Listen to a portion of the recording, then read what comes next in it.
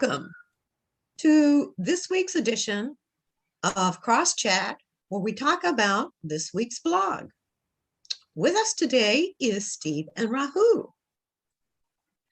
Steve, will you give us a few opening remarks? Terrific. Today we're going to talk about how to, in this pandemic environment, how you can get your business to survive is get your priorities straight. And how you do that is by creating a data-driven plan to move forward. And that is essential. And really the key is going to revolve around how do you maintain your existing customers and what, if anything, you do to expand beyond that. But no matter what, it has to be a data-driven plan and see where that is. So that's what we're going to talk about, creating a 6-month plan to move forward. Rahu, do you have a question? Yes.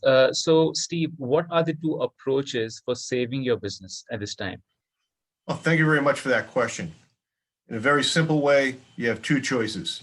Either be very defensive and just get into a survival mode with defensive, which is to really just focus on one thing to keep your business in a survival mode, or you move into a more offensive, aggressive position to expand and change your business.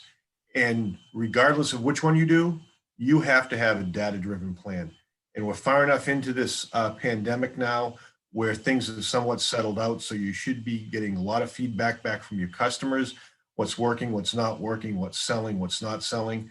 You should also, by this point, see what your competitors are doing, how your supply chain is. And here in the United States, the issue of employees and employment, how your human resources are acting.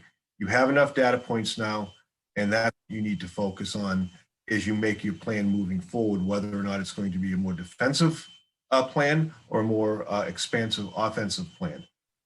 But you need to make the plan. And the number one thing about that plan is you can never lose sight of tracking your cash flow. That's what you're going to need to do to keep, because any plan you make is going to be contingent on having sufficient cash to run your business, whether that's in an expansion mode or a more defensive, holding your position. So you need to make that plan, and you'll have a plan that's either offensive and defensive, but it's going to revolve around keeping a tight eye on your cash flow and making sure everybody knows the decisions are why the decisions are being made. Perfect. Thank you so much for that, Steve. Now you know that you've got this. You didn't get this far through the pandemic without having some idea of what works. The problem is figuring out what doesn't work. We've seen many restaurants who did delivery, went online, and now they're struggling to keep going because they went back to indoor dining. And apparently folks just aren't that crazy about doing that. You've got to figure out, what does the data tell you? Build on what was working during the pandemic. You've got this. You have been able to keep the doors open during the pandemic. Now the question is, what about your old business should you retain? Restaurants have gone to indoor dining, and they're starting to lose business, lose money, because the business is just not there for the cost that's involved.